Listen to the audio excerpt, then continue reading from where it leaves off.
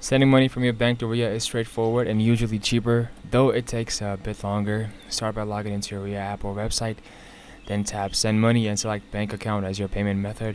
Next, choose how much you want to send in your recipient's country and delivery method: bank deposit, cash pickup, mobile wallet, or home delivery.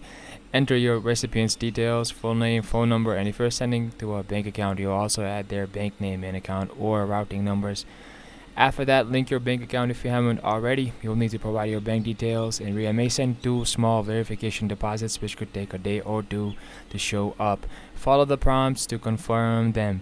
Once your bank is verified, hit send. Since you're paying from a bank account, Ria does warn you it may take up to 4 to 5 business days for your money to reach them, and another day to complete your transfer.